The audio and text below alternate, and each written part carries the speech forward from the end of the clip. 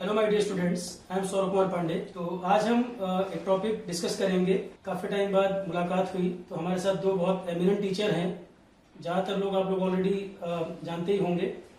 तो हमारे साथ है राहुल स्वरूप सर, जिनका टीचिंग एक्सपीरियंस बहुत वास्ट है, मेरे भी गुरु रहे हैं जीएस को लेकर। और साथ में कैसर हफीज सर, तो इलेक्ट्रिकल इंजीनियरिंग का शायद ही कोई स्टूडेंट होगा जो कैसर हफीज सर को नहीं जानता होगा।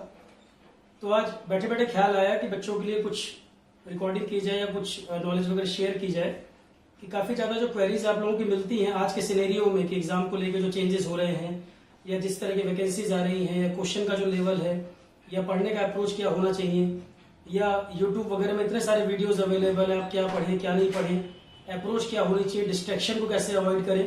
तो इन्हीं सब कुछ मुद्दों पर हम लोग बात कर रहे थे। तो वही कोशिश है कि ज़्यादा कंटेंट या ज़्यादातर क्वेरीज आपकी रिजॉल्व की जाए। तो सबसे पहले हफीज सर से कुछ क्वेश्चन किए जाएं, क्योंकि इलेक्ट्रिकल इंजीनियरिंग वाले जो स्टूडेंट होंगे, गेटीएससी का एग्जाम बिल्कुल सर पर आने वाला है, एसएससी जेई का एग्जाम है। तो पहले हफीज सर से कुछ बात कर ली जाए। हफीज सर, एक तो क्वेश्चन मेरा ये है कि जिस तरह अब आपका टीचिंग का बहुत वास्ट एक्सपीरियंस है, पिछले कई साल में आप किस तरह से बदलाव देख रहे हैं कि इंजीनियरिंग स्टूडेंट में क्या चेंजेस आए हैं या जो पढ़ाई की रिक्वायरमेंट है वो किस तरह से बदली है।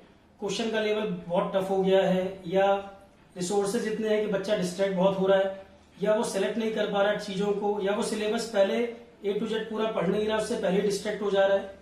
तो आप इस पे कुछ बताएं sir. Thank you Saurabh sir. तो एक सवाल का जवाब तो आपने खुद ही दे दिया। आज के टाइम में difficulty it is not only due to the lack of options but due to the plenty of option. Option का मतलब मेरा है स्टडी करने के लिए क्या ऑप्शन है। एक्चुअली सोशल मीडिया का जमाना है, इंटरनेट का जमाना है, तो इतना स्टडी मटेरियल, इतनी चीजें मिल जाती हैं कि स्टूडेंट के लिए ये जानना जरूरी नहीं है क्या पढ़ना है, बल्कि ये जानना जरूरी है क्या नहीं पढ़ना है। तो उसमें देखो, सबसे पहले जैसे कि मैं बताऊंगा स्टूडेंट्स को जो लोग गेट और ईएस के लिए प्रिपरेशन कर रहे हैं, तो एक तरीके से आपका बेस रेडी है। अब अगर बीच बीच में एग्जाम आते हैं SSC JE state A, there is no need to be distracted from your own path. आप वो तैयारी जारी रखिए, क्योंकि क्वेश्चन घूम फिर कर जो भी होता है, जो आजकल का ट्रेंड देखा जा रहा है किसी भी पीएसयू में, जेई में, ए में, 2-3 साल पहले का कुछ क्वेश्चन होता है गेट में जनरली कुछ कंसेप्ट वही होती है, कुछ नया क्वेश्चन लाते हैं फॉर्मेट, वही घूम फिर कर फिर सभी एग्जाम में आ जाता है। तो जो स्टूडेंट तैयारी कर रहा होता है गेट एग्जाम की, ये समझ लीजिए इन सब एग्जाम की प्रिपरेशन ऑटोमेटिकली होती है। ओनली थिंग इज दैट कि एक बार रिवीजन हो जाए उस सिलेबस के अकॉर्डिंग। अब जैसे कि एसएससी जेई हॉट टॉपिक है, थोड़ा सा मैं उसी पे कंसंट्रेट कर देता हूं। तो देखिए डियर स्टूडेंट्स, इसमें क्वेश्चन का जो लेवल होगा गेट से ऑब्वियसली कंपैरेटिवली सिंपल होगा। हाँ, थोड़े बहुत न्यूमेरिकल भी होंगे जिसमें कैलकुलेटर की जरूरत ऐसा नहीं पड़ती। और जो आप थ्योरेटिकल क्वेश्चन सोचते हो वो याद करने वाले नहीं है, that are more and more conceptual question में उसे कहता हूं जिसमें कैलकुलेशन तो नहीं होती लेकिन फार्मूले की जरूरत पड़ती है। फॉर एग्जाम्पल कि दिस पर्टिकुलर डेटा इंक्रीजिंग, तो क्या डिक्रीज होगा, इसका इंपैक्ट क्या आएगा, इस तरीके का डायरेक्ट न्यूमेरिकल वैल्यू ना देकर। तो उसमें जरूरत क्या है आपको तैयारी के लिए, जैसे मैंने कहा, ऐसा नहीं है कि बहुत सारे ऑप्शन ये भी पढ़ लूं, ये भी पढ़ लिया जाए, ये भी कर लिया जाए। ठीक है, आपकी तैयारी गेटीएस की चल रही जो उसको रखिए और इसके अकॉर्डिंग क्वेश्चन का पैटर्न देखिए, प्रीवियस ईयर क्वेश्चन प्रैक्टिस कर लीजिए। टेस्ट सीरीज भी लिमिटेड नंबर्स, ऐसा नहीं है कि आपकी तैयारी तो है नहीं केवल टेस्ट सीरीज। कभी भी ये मत सोचिए कि मैंने 50 टेस्ट सीरीज दी, 5000 क्वेश्चन गो थ्रू कर लिया, उसमें से कुछ क्वेश्चन मिल जाएंगे। कुछ क्वेश्चन मिलने से आपका सिलेक्शन वैसे भी नहीं होगा और कुछ क्वेश्चन तो वैसे भी आप कर ही लेंगे बेसिक कंसेप्ट के। असल जो होता है जहां से आपकी रैंक डिसाइड होती है उसके लिए जरूरी होता है कंसेप्चुअल क्लैरिटी। तो ऐसा नहीं है कि पढ़ने का टाइम आपके पास है नहीं, बस टेस्ट सीरीज देते जा रहे। एक प्रॉपर बैलेंस बनाए। सिलेबस तैयार है तो हफ्ते में 2-3 टेस्ट भी दे सकते हैं, नहीं रेडी है तो एक टेस्ट भी काफी है। जरूरत जो है वो इस बात की है, ऐसा नहीं कि बस टाइम वेस्ट किया जा रहा है आप टेस्ट सीरीज में। सर, एक बिगिनर स्टूडेंट कैसे डिसाइड करे, क्योंकि अब जो बच्चे आपको पहले से जानते हैं या जहां उनको क्लास करनी है पहले से पता, पर काफी बड़ा क्राउड ऐसा है जो बीटेक फाइनल ईयर में आके डिसाइड करता है कि मुझे आगे क्या करना है, तैयारी करनी है या नहीं करनी है। तो बिगिनर कैसे डिसाइड करे कि मुझे स्टार्ट कैसे करना है। वो बहुत ज्यादा टॉपर को सुने या वो बड़े बड़े होर्डिंग्स और बोर्ड को देख के डिसीजन ले, मतलब वो तय कैसे करे कि मैं किसके पास जाऊं, सही गुरु कौन होगा जो मुझे गाइड करे, या मतलब जो चीज ऐसा ना हो कि 3 महीने वो कहीं पढ़ ले फिर उसको पता चला यहाँ तो मैं बेवकूफ बन गया, फिर वो किसी टॉपर को सुन के कुछ करने लग गया, 2 महीने बाद स्टडी चेंज कर रहा है। तो बड़ी समस्या सर एक ये है कि वो डिसीजन कैसे ले, क्योंकि डिस्ट्रैक्शन इतने ज्यादा ऑनलाइन ऑफलाइन, बड़ी कंफ्यूजन तो इसी बात को लेकर है। और वो बिगिनर है, उसको खुद पे ये डाउट है कि मैं ऑनलाइन में अच्छा करूंगा कि ऑफलाइन में अच्छा कर पाऊंगा। तो ये तो वो पढ़ने के बाद ही समझ पाएगा। तो उसमें आपका सर क्या व्यू है कि बिगिनर डिसाइड कैसे करे, तैयारी कैसे करनी है? बहुत अच्छा क्वेश्चन पूछा आपने, मैं इसके बारे में बताने ही जा रहा था आपको। देखिए एक्चुअली ये जो टॉपर स्टाफ होती है एज सच, इसके में जो टॉपर्स बताते हैं तरीके, मैं अगेंस्ट में किसी चीज के नहीं हूँ। मेरा अपना कुछ व्यू है जो मैं रख रहा हूँ। हो सकता है कि मेरी बात से आप लोग सर हैं, आप हैं, इत्तेफाक ना रखते हो, यू में नॉट बी एग्री, या आप में से कई लोग सोचते हो कि भाई ऐसा तो नहीं है, वो अपने अपनी राय जो ठीक है। लेकिन मैं बता देता हूँ आपको, होता क्या है कि स्टूडेंट टॉपर की तो सुनते हैं, लेकिन जिसने टॉपर को बनाया है उसकी बात क्यों नहीं सुनते हैं? ये सवाल तो होना चाहिए ना। देखिए टॉपर जो है उसने तैयारी की होगी 2 या 3 साल, या हो सकता है 1 साल, उसको कितना एक्सपीरियंस है, और जो टीचर है टॉपर बनाने वाला उसको कितना एक्सपीरियंस है। तो ये तो अब स्टूडेंट अपने आप डिसाइड कर सकते हैं किसकी बात सुननी है। दूसरी बात ये, जब कोई टॉपर बनता है, नया नया जोश होता है, तो वो जनरली जैसे क्वेश्चन पूछे जाते हैं तो वो जनरली कुछ भी चीज को कॉम्प्लिकेटेड करके ज्यादा बताते हैं। मैंने खुद देखा है अपने स्टूडेंट को जिन्होंने टॉप किया, मैं हमेशा कहता हूँ अपने स्टूडेंट को कि बुक की जरूरत नहीं है, क्लासरूम नोट्स फॉलो कर लो, ओके। लेकिन जब उन लोगों में इंटरव्यू देखता हूँ कई जगह यूट्यूब पर या मैगजीन में तो कम तो खैर यूट्यूब पे ज्यादा, तो वो लोग एक सब्जेक्ट की 5-5 बुक बताते हैं। ये मुझे बड़ा बुरा लगता है कि भाई आपको जब सही बात पता है वैसे क्यों बता रहे हो, मैं जानता हूँ, क्योंकि उनको लगता है कि कुछ इसे मुश्किल करके बताया जाए चीजों को, और कि मैंने बहुत बड़ा काम किया है। ये बात बहुत गलत है। मैं नहीं कह रहा हूँ कि सभी लोग ऐसा करते हैं, लेकिन ज्यादातर टॉपर का मैंने देखा है। हाँ, उसी से आप 2 साल बाद बात करो तो वो आपको सही बात बताएगा। तो ये तो स्टूडेंट के बारे में है। अब ऑनलाइन ऑफलाइन की बात जहां तक आती है, देखो अपने अपने एडवांटेज डिसएडवांटेज हैं। उसमें तो आप लोग ये देखिए कि आपके लिए क्या सूटेबल है, आप क्या अफोर्ड कर सकते हैं from the point of view of money fee as well as from the point of view of the time you can dedicate, वो अलग चीज हो गई। जैसे मैंने कहा था, प्लान ऑफ ऑप्शन से मत जाइए कि ये वाली क्लास भी, ये वाली क्लास भी। एक बार थोड़ा सा इसमें सर्वे कर लें, अपने सीनियर से पूछ लें। सीनियर का मतलब मेरा नहीं कि जिसने क्वालिफाई किया हो वही, जिसने भी सीरियसली तैयारी की हो वो भी आपको सही बात बता सकता है। ऐसा जरूरी नहीं जिसने क्वालिफाई किया हो। 2 नंबर से मेरिट बनते हैं, क्वालिफाई हो जाता है ना क्वालिफाई करता है, तो आप उनसे थोड़ा सजेशन लें कि किसकी क्लास सही रहेगी। थोड़ा सा सर्वे कर लें 2-4 दिन। उसके बाद जिस टीचर को आपने फॉलो कर लिया, जिससे पढ़ रहे हैं, उसकी बात फिर मानकर चलें। फिर ये नहीं है ये बात मुझे इनकी सही नहीं लग रही, मैं ये भी कर लूँ, ये नहीं बताया ये भी कर लूँ। आपके पास इतना टाइम नहीं है, देखिए एक्सपेरिमेंट करने का टाइम नहीं है। और moreover you are a learner, you are not the critic. ऐसा नहीं है कि आप 4 टीचर को पढ़े और यूट्यूब पे वीडियो डालें, इन्होंने ये बताया था, उन्होंने ये नहीं बताया था, उन्होंने ये बताया था, आप कंपैरिजन करें। ये चीजें आपके लिए कोई जरूरी नहीं है। आपके लिए जरूरी है जहां से समझ में आ रहा है पढ़ लें। और जरूरी नहीं है कि ठीक है कुछ स्टूडेंट जो हमें फॉलो करते हैं, हो सकता है कुछ को भाई हमारी पढ़ाई हमारा पढ़ाना अच्छा नहीं लगता हो, वो जिसको भी फॉलो कर रहे हैं, लेकिन आप जिसको भी फॉलो कर रहे हैं फिर उस पर यकीन रखें, डिस्ट्रैक्शन नहीं होना चाहिए। तो मेरे ख्याल से कुछ बात हो जरा राहुल सर बताएंगे।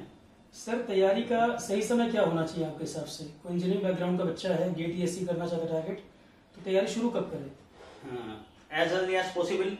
मैंने तो तरीका बताया कि सेकेंड ईयर से भी प्रिपरेशन स्टार्ट हो सकती है without affecting the semester preparation. फिर भी जो लोग लेट हो गए तो जब जाओ तब से, ऐसी कोई बात नहीं, 4th ईयर से भी हो सकते हैं, 4th ईयर के बाद भी। उसका फिर यह है कि मोड डिफरेंट होता है। लेकिन अगर आप start second year 3rd year से करते हैं तो वो तैयारी ऐसे होनी चाहिए कि आपके सेमेस्टर एग्जाम अफेक्ट ना हो। मतलब ऐसा नहीं है कि सेकेंड ईयर का स्टूडेंट तैयारी कर रहा है, सब्जेक्ट कोचिंग में 3rd ईयर का पढ़ रहा है, वो नहीं होना चाहिए। ठीक है ना, बाकी का भी डिटेल में बताएंगे और ये बात आपको, इतना इसमें बहुत टाइम लग जाएगा ना। तो अब मैं अगला क्वेश्चन राहुल सर से पूछना चाहूंगा।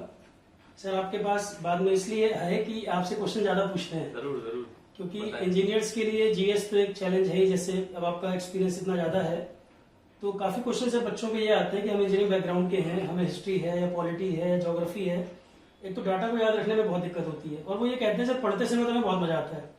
कई बार तो ये कहते हैं कि इंटरेस्ट हमारा टेक्निकल से भी ज्यादा जीएस में होने लग गया है, कि हमें जैसे कुछ भी बैकग्राउंड नहीं था, पॉलिटी को लेकर बड़ा मजा आया सुनने में, पार्लियामेंट है या बाकी चीजें ऐसी हिस्ट्री को लेकर। पर फिर कुछ टाइम बाद वो कहते हैं कि डाटा हम भूलने लगते हैं या जो न्यूमेरिक डाटा है वो हमें याद नहीं रहते। तो जीएस को लेकर सर बच्चों को कुछ इनपुट दीजिए, क्योंकि ज्यादातर जो क्राउड है वो इंजीनियर्स है, तो क्योंकि लंबे समय तक आपने इनको पढ़ाया भी है, तो ज्यादा बेहतर आप गाइड कर पाएंगे sir, please. Thank you Saurabh. GS के बारे में आपको मैं ये बताता हूँ, जीएस में 4 पिलर्स होते हैं। कोई भी एग्जाम हो, आप इंजीनियरिंग सर्विसेज दे रहे हो, एसएससी दे रहे हो या सिविल सर्विसेज दे रहे हो, 4 पिलर्स होते हैं, history, polity, geography and economy. बाकी जितनी चीजें होती है वो इनकी एप्लीकेशन ही होती है, इनके कॉम्बिनेशन से होती है, इनके ओवरलैपिंग से होती है। तो अगर आप इन 4 सब्जेक्ट्स को कंसेप्चुअल तौर पे रेडी कर लेते हैं, इनके बेसिक्स ठीक से जानते हैं, तो आपका कोई भी एग्जाम, छोटा एग्जाम हो या बड़ा एग्जाम हो, वो बिल्कुल आपको क्वेश्चंस मिलेंगे। दूसरी बात यह है कि हम पढ़ते हैं, पढ़ते समय समझ में आता है, हम भूल जाते हैं। सबसे इंपॉर्टेंट बात होती है, आपको जब भी कोई टीचर पढ़ा रहे हैं, आप हमेशा नोट्स बनाइए। आपको याद होगा बचपन में बड़े लोग कहा करते थे कि पढ़ो लिखो। इस बात को मैं मजे से बताता हूँ, मजाक के तौर पे बताता हूँ, पढ़ो और लिखो भी। अगर पढ़ा तो कम समझ में आया, लिखा उससे बेहतर समझ में आया, और पढ़ो लिखो के बाद उसे बार बार लिखो, मतलब रिवाइज भी करो। अगर रिवाइज भी कर लिया तो इतनी मैं आपको गारंटी के तौर पे कहता हूँ, मेरा अपना तजुर्बा है, अगर आपने 5 या 6 बार रिवाइज कर लिया तो आपको याद रहना ही रहना है, आप चाहकर भी नहीं भूल पाएंगे। दूसरी बात, सबसे इंपॉर्टेंट होता है नोट्स बनाना। जो भी टीचर ने बताया आप नोट्स बनाते जा रहे हैं, अपने नोट्स अपने हाथ से बनाइए, यहां से फोटोकॉपी करा ली, वहां से फोटोकॉपी करा ली, ये सब नहीं, अपने हाथ से नोट्स बनाइए और सिंगल नोट से हमेशा पढ़िए। अगर आपको लगा है इस लेक्चर में कुछ कम रह गया था, मैंने कहीं और से बुक से पढ़ के और ऐड कर लिया है, तो वहीं ऐड करो, उस टॉपिक के आसपास ही ऐड करो। हमेशा सिंगल सोर्स होना चाहिए पढ़ने का। इतना करेंगे तो आप कभी भूलेंगे नहीं। दूसरी बात, जैसा हफीज सर ने बताया कि आपको एक सोर्स से 100 बार पढ़ो, भले ही इससे मतलब कहने का मतलब है एक सोर्स से 100 बार पढ़ो, ना कि 100 लोगों से एक एक बार पढ़ो। ऐसा करोगे शर्तिया आपको अच्छे नंबर मिलेंगे और आप सिलेक्ट हो गए होंगे। तो जीएस के लिए दूसरी बात, जिस लेवल की जीएस आपके एग्जाम में आती है, आपके एग्जाम में क्या, मैं हर यूपीएससी के हर एग्जाम की बात कर रहा हूँ, या पब्लिक सर्विस कमीशन के हर एग्जाम की बात कर रहा हूँ, अगर आपने अच्छे टीचर से पढ़ा है, टीचर के पास तजुर्बा होता है, उसे कोऑर्डिनेट्स पता होते हैं, किन कोऑर्डिनेट्स के अंदर ये बात रखनी है, उसे वो हाईलाइट्स पता होती है। हफीज सर ने कहा जिन्होंने टॉपर्स को बनाया उनकी बात तो सुनो, जो टीचर बता रहे हो अपने तजुर्बे में आपको बता रहे हैं, और जहां वो एम्फेसाइज कर रहे हैं वो सारा क्लटर बाहर निकाल के आते हैं, वो किताबों को फिल्टर करके आपके लिए लाते हैं। उनकी बात तो सुनो, उनकी बात ध्यान से सुन ली तो आप एग्जाम दोगे तो डेफिनेटली पाओगे कि आपका बहुत फायदा हुआ है। इसलिए चुनिए आपके टीचर कौन होने चाहिए, फिर ये सोचिए कि मुझे तैयारी कैसे करनी है, और तैयारी जैसे करनी है, एक बार शुरू कर दी तो लग के तैयारी करनी है। आपने लगभग 1.5 से 2 साल ठीक से तैयारी कर ली। ठीक से का मतलब है वो जो एटीट्यूड होता है कि मैं दे के देख लेता हूँ, अभी तो मैं बीटेक से मैंने पास किया है, पहला अटेम्प्ट तो ऐसे ही दे के देख लेता हूँ, ये दे के मत देखिए। अगर आपके पहली साल में तैयारी नहीं है तो वेट करिए, अच्छी तैयारी करिए, फिर जाके अपने एग्जाम को दीजिए, आपका सिलेक्शन होना ही होना है। सिलेक्शन आप जैसों का ही होता है, विशेष लोग नहीं आते सिलेक्शन के लिए। सर एक मेरा क्वेश्चन है कि जो आपका इतना एक वास्ट एक्सपीरियंस रहा, तो कंपटीशन आपको क्या लग रहा है सर कि जो नए समय में चेंजेस आए हैं, या स्टूडेंट जैसे पहले तैयारी करते थे अब जो स्टूडेंट तैयारी कर रहे हैं, या अभी स्टूडेंट के सामने चैलेंजेस ज्यादा हैं, या वो फोकस नहीं हो पा रहे हैं चीजों पर, या वो किस सब्जेक्ट को पढ़ रहे हैं तो पूरा नहीं, मतलब क्या दिक्कतें आ रही हैं कि पहले और अब के स्टूडेंट ना बनकर देखते हैं सर? देखिए 5G का जमाना आ चुका है, सब कुछ फास्ट होना चाहिए। जो आपकी, मैं आपको रेडियो का किस्सा बता रहा हूँ, मैं सुन रहा था, एक बॉडी बिल्डर थे, उन्होंने ये बताया उस रेडियो में, उनका इंटरव्यू आ रहा था, वेट लिफ्टिंग के थे या बॉडी बिल्डर थे, मुझे कुछ ऐसा याद है। उन्होंने ये कहा जब वो चैंपियन आपके सामने प्लेटफॉर्म पे आता है, उससे पहले वो 10 साल लगा चुका होता है उस प्लेटफॉर्म पे आने के लिए। तो मेरा कहने का मतलब है, अगर लगन है आपकी, आप पढ़ाई में चैलेंजेस आए हैं, पढ़ने वाले ज्यादा हो गए, लेकिन मान के चलिए अभी भी कंपटीशन उन्हीं के बीच में है जो अच्छा पढ़ते हैं, अभी भी फालतू लोग बहुत हैं, लेकिन जो वाकई में तहे दिल से लगे हुए हैं उनके लिए कोई चैलेंज नहीं है। हाँ, वैकेंसी कम हुई है, इसमें दो राय नहीं है, लेकिन इसके लिए ये कर सकते हैं आप, जैसे मैंने पहले बताया, आप बहुत दिल से तैयारी कीजिए, 2 बार अच्छी तरीके से दीजिए। हफीज सर भी मेरी इस बात को मानेंगे, 2 अटेम्प्ट 3 अटेम्प्ट बहुत तहे दिल से दीजिए, पूरी मेहनत करिए, अपने अपने आप से आप ईमानदार रहिए और ये देखिए कि मैं क्या अपने आप से आंखें मिला पा रहा हूँ। अगर आप अपने आप से आंखें मिला पा रहे हैं इसका मतलब आपने अच्छी तैयारी की है। उसके बाद 19-20 का फर्क रह जाएगा मेरे ख्याल से। वो 19-20 का फर्क कुछ करते करते भी पड़ जाएगा, है ना। उसके लिए रूम पे बैठ के डेडिकेट होके वही करते जा रहे हैं ये मत करिए, क्योंकि जो लेने वाले हैं उनको बहुत ज्यादा वेटरन्स या बैठे हुए लोग पसंद अब नहीं आ रहे हैं, क्योंकि बहुत अच्छे अच्छे लोग बहुत ज्यादा मौजूद हैं। इंडियन क्रिकेट टीम को देख लीजिए, बेंच स्ट्रेंथ इतनी ज्यादा है कि आप हल्के से भी पीछे पड़ेंगे तो आप टीम से बाहर हो जाएंगे। ऐसा कंपटीशन में भी है। बच्चे वही है, सिलेबस वही है, लेकिन आपकी जो होती है कि इम्पल्सिवनेस, जल्दी फैसला लेते हैं, जल्दी जल्दी टीचर बदल देते हैं, जल्दी जल्दी चैनल को फ्लिप फ्लॉप करते रहते हैं, इससे कोई फायदा नहीं है। चूज करिए, लग जाइए, फिर देखिए आपको फायदा हो नहीं होगा। सर मेरा एक लास्ट क्वेश्चन इसमें और है। जब कोई इंजीनियरिंग का स्टूडेंट जीएस पढ़ रहा है, अब उसको उस सब्जेक्ट के डेप्थ का नहीं पता और कुछ टाइम बाद उसको ये लगने लगता है कि ऐसा तो नहीं मैं बहुत ज्यादा पढ़ रहा हूँ, क्योंकि वो हो सकता है किसी भी टीचर से पढ़ रहा हूँ। आजकल तो ऑनलाइन ऑफलाइन बहुत सारे टीचर अवेलेबल हैं। वो बच्चा कैसे तय करे, क्योंकि उसके दिमाग में पढ़ते समय ये लग रहा होता है कि ऐसा तो नहीं जीएस ही जीएस होता जा रहा है, मैं सिविल्स की तैयारी कर रहा हूँ या मैं एसएससी के लेवल पे पढ़ रहा हूँ। तो वो कैसे ये बच्चे के दिमाग में ये बात जाए कि उसको यूपीएससी और अदर एग्जाम के जीएस में कैसे डिफरेंशिएट कर पा रहा है कि क्या वो वाकई में सिविल सर्विसेज के लेवल की तैयारी कर रहा है या नॉर्मल जीएस ही उसको पढ़ाया जा रहा है। तो टाइम डिस्ट्रीब्यूशन के हिसाब से वो तय कर ले या क्वेश्चन के नेचर से डिसाइड कर ले। तो सर इसमें थोड़ा सा आइडिया बताएं कि यूपीएससी में और अदर जीएस में क्या डिफरेंस है। और एक क्वेश्चन सर मैं और ऐड करना चाहता हूँ कि हिस्ट्री और पॉलिटी में नंबर डाटा पे बच्चों के बड़े डाउट होते हैं कि आर्टिकल नंबर याद करना पड़ रहा है या उसको हिस्ट्री में डेट याद करनी पड़ रही है। तो क्या यूपीएससी में भी आर्टिकल नंबर और डेट पे बहुत ज्यादा क्वेश्चन आते हैं या इन एग्जाम में ही इस पर ज्यादा फोकस करना होगा, लाइक एसएससी और स्टेट पीसीएस में? Thank you Saurabh. देखिए ऐसा है, यूपी एसएससी एग्जाम हुआ, इंजीनियरिंग सर्विसेज का हुआ, यहाँ हो सकता है आर्टिकल बेस्ड क्वेश्चन आ जाएं। जब आप आर्टिकल की बात करते हैं, पॉलिटी की बात हो गई, हिस्ट्री की बात हो गई, डेट्स की बात करते हैं, तो मैं आपको बता दूं कि ऐसे मुश्किल से मुश्किल 20 आर्टिकल निकलेंगे, ऐसे मुश्किल से मुश्किल 15, 20, 30 डेट निकलेंगी जो एग्जाम में पूछी जाती हैं, और इनको मास्टर करना कोई डिफिकल्ट नहीं होता। आप संविधान में तो 395 आर्टिकल है, एग्जाम में 20 ही आते हैं, बार बार 20 ही आते हैं, है ना। आपसे पूछे जाए सुप्रीम कोर्ट के जज के अपॉइंटमेंट किस आर्टिकल में होता है, आप बोलेंगे आर्टिकल 124 में होता है। आर्टिकल तो बहुत सारे हैं, तो ये कह देना कि आर्टिकल से क्वेश्चन आ जाते हैं, घबराइए नहीं। जितने आर्टिकल्स आपको टीचर ने बताए हैं, अगर आपके टीचर सही हैं, अगर आपके टीचर समझते हैं कंपटीशन क्या है, तो आपको ये डेट्स की और आर्टिकल्स की दिक्कत, सो फार हिस्ट्री एंड पॉलिटिक्स कंसर्न या ज्योग्राफी भी हो, अगर उन्होंने तराश के चीजों को रखा है अपनी कॉपी में जो आपको लिखवाया है, तो ये प्रॉब्लम आपको कभी आएगी ही नहीं। और मैंने आपको बोला 5-6 रिवीजन तो आपको करने हैं। तो इंजीनियरिंग सर्विसेज हुआ या एसएससी हुआ, यहाँ तो क्वेश्चन थोड़े से आसान आते हैं। जब हम सिविल सर्विसेज में जाते हैं वहां जीएस ही मेन, यहाँ तो जीएस साइड में होता है। जीएस को उतना एम्फेसिस दीजिए, एम्फेसिस कितना देना है, जो आपके टीचर्स ने पढ़ाया है, जो आपकी कॉपी में मौजूद है, उससे ज्यादा एक शब्द पढ़ने की नीड नहीं है। आप कोई किताब मत पढ़िए, कोई गाइड मत पढ़िए, बस सही टीचर की क्लास आपको मिल जाती है, अटेंड करिए। सिविल सर्विसेज में मामला थोड़ा दूसरा हो जाता है, वहां मेन ओरिएंटेशन ही जीएस का होता है, वहां व्यू पॉइंट बहुत मैटर कर जाते हैं, वहां पर फैक्ट्स की और डेटा की जो मदद है वो सेकेंडरी होती है। वहां फैक्ट्स और डेटा आपके व्यू पॉइंट को सपोर्ट करने के लिए इस्तेमाल होते हैं। आर्टिकल्स वहां भी चाहिए। अगर मैं सुप्रीम कोर्ट के जज के अपॉइंटमेंट की बात कर रहा हूँ या मैं किसी और चीज की बात, इक्वल जस्टिस की बात कर रहा हूँ, तो अगर मैं आर्टिकल 39 कैपिटल ए नहीं बताऊंगा तो इक्वल जस्टिस और फ्री लीगल एड के बारे में मैं नहीं बता पाऊंगा।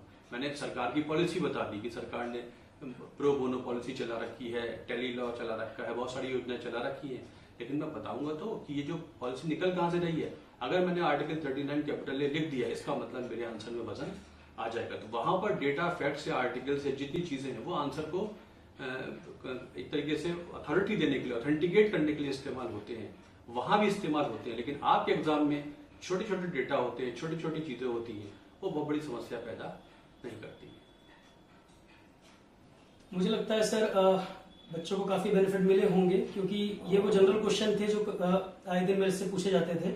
एक क्वेश्चन सौरभ मैं भी पूछना चाहता हूँ आपसे, प्लीज। ये बताइए, आप इतने लंबे समय से बच्चों को जीएस पढ़ाते आ रहे हैं, अवेयरनेस के क्वेश्चन पढ़ाते आ रहे हैं, तो जो एग्जाम्स हैं, इंजीनियरिंग सर्विसेज है या सिविल सर्विसेज भी है या एसएससी है, इसके लिए जो जीके के क्वेश्चंस वगैरह हैं वो किस लिमिट्स में आ जाते हैं, बच्चों को कहाँ फोकस करना चाहिए? सर स्टैटिक जीके की आप बात कर रहे हैं? हाँ हाँ, स्टैटिक जीके है जो करंट की इश्यूज आ जाती हैं। स्टैटिक जीके और करंट के लिए सर करंट का सबसे अच्छा सोर्स तो मैं मानता हूँ द हिंदू है। रेफरेंस के लिए मैं उसको रख के चलता हूँ स्टार्टिंग से ही। और स्टैटिक जीके में जैसे पुराने पेपर हम देखते हैं, जैसे लंबा समय से हो गया पढ़ाते हुए, तो एनडीए के पुराने पेपर, सीडीएस के पुराने paper, civil services, CISF, assistant commandant, SSC CGL के पेपर, जेई के पुराने पेपर, तो बहुत सारे पेपर में लगातार पिछले कई सालों में एनालाइज करता रहा हूँ। तो जब मैंने पढ़ाना शुरू भी किया था सर, तो उस समय जो भी मटेरियल अवेलेबल होते थे या पुराने पेपर अवेलेबल होते थे, तो कुछ टॉपिक मैंने उसमें सिलेक्ट करके निकाले। तो मैंने ये पाया कि ज्यादातर एग्जाम में जो क्वेश्चन एज इट इज वो रिपीट भले ना हो, पर जो उसकी बॉडी थी, जिस टॉपिक से क्वेश्चन आया था, वो टॉपिक हमारा कवर होना चाहिए। तो स्टैटिक जीके को मैं जिन चैप्टर्स में डिवाइड करता हूँ, उसमें एक तो हमारा आ जाता है नेशनल सिंबल्स के बारे में। नेशनल फ्लैग की बेसिक है, नेशनल एम्बलम है, या नेशनल एंथम है, नेशनल सॉन्ग है, और उनको पढ़ाते हुए हम उनका हिस्ट्रिकल बैकग्राउंड वगैरह भी कवर करते चलते हैं सर। क्योंकि मैं जीएस को पढ़ाने में ज्यादा एंजॉय करता हूँ टॉपिक्स को इंटरकनेक्ट करके, कि अगर कहीं पर कोई टॉपिक आए तो उसकी पॉलिटी, उसकी ज्योग्राफी, उसको कनेक्ट करके वहीं पर हम ज्यादा से ज्यादा बता दें कि बच्चे को बार बार उस टॉपिक के लिए सर्च ना करना पड़े। यहाँ सिल्क का जिक्र हुआ तो सिल्क के बारे में पूरी जानकारी दे दी, इंडस्ट्री बता दी, सिमिलरली कॉटन के बारे में या कोई और टॉपिक। दूसरा चैप्टर सर मैं जो कराता हूँ इसमें वो है इंटरनेशनल ऑर्गेनाइजेशंस के बारे में। तो इसमें क्योंकि बड़ा वास्ट एरिया हो जाता है, इसमें हम रीजनल ऑर्गेनाइजेशन पढ़ा देते हैं, सार्क है, ब्रिक्स है, आशियान है, IURARC है, बिम्स्टेक है, और world bank, IMF, United nation, सारा इसमें कवर हो जाता है। तीसरा फिर इसमें बुक्स एंड ऑथर का एक टॉपिक आ जाता है। फिर स्पोर्ट्स आ जाता है सर। स्पोर्ट्स के अलावा इंडिया में पहले कौन थे, ये भी क्वेश्चन आ जाते हैं छोटे एग्जाम्स में। पहले CGI कौन थे, या पहले चीफ इलेक्शन कमिश्नर कौन थे। इंस्टीट्यूशंस के बारे में आ जाता है, कौन से इंस्टीट्यूशन का हेडक्वार्टर कहाँ पर है। एक टॉपिक फिर मैं इसमें कराया था साइंस एंड टेक्नोलॉजी का। तो साइंस में नासा के सारे प्रोग्राम मिशन, इसरो के सारे प्रोग्राम मिशन, लेटेस्ट टेक्नोलॉजीज क्या है, जैसे ड्राइवरलेस कार का कंसेप्ट, लिडार का भी चल रहा है, रडार के बारे में, लेजर के बारे में, कुछ में तो खाली फुल फॉर्म पूछ लेता है, जैसे टेक्नोलॉजी, मोबाइल टेक्नोलॉजी में LTE का क्वेश्चन है, या क्लाउड कंप्यूटिंग है, ऐसे क्वेश्चन। और इसके अलावा फिर हमारा डिफेंस का टॉपिक आ जाता है, आर्मी की कमांड्स कहाँ है, नेवी की कमांड्स कहाँ है, वेपन इंडिया ने कौन कौन से बनाए हैं, DRDO नया काम क्या कर रहा है, मिसाइल कौन सी है, आर्टिलरी गन कौन कौन सी है, राफेल क्या है, तेजस क्या है, ये सारे टॉपिक आ जाते हैं। एक टॉपिक इसमें बुक्स एंड ऑथर का सर। उसके अलावा कमेटी कमीशन, या एक टॉपिक है जैसे ऑर्गेनाइजेशन, PM कौन कौन हेड करता है, या पॉलिटी में भी पढ़ सकते हैं, जीके में भी आ सकता है। और फिर जितना हमने बैकग्राउंड पढ़ा सर करंट ओरिएंटेड, करंट में भी सर मेरा फोकस ये रहता है पहले इंडिया के बारे में बता दिया जाए, गवर्नमेंट की स्कीम्स, प्रोग्राम्स, टेक्नोलॉजी, फिर इंडिया का जो नेबरिंग कंट्रीज है उनको कवर कर लें। श्रीलंका में जैसे इमरजेंसी है, या भूटान में वाटर क्राइसिस है, या नेपाल के बारे में कुछ हो गया, चाइना ताइवान इशू, तो फिर धीरे धीरे हम दायरे को बढ़ाते जाएं। अच्छा। जब साउथ एशिया कवर हो जाए तो साउथ ईस्ट एशिया, उसके बाद अफ्रीका, अमेरिका, ऐसे कवर करते चलें। अच्छा, इनसाइड आउट की तरफ चलते। जी जी जी सर।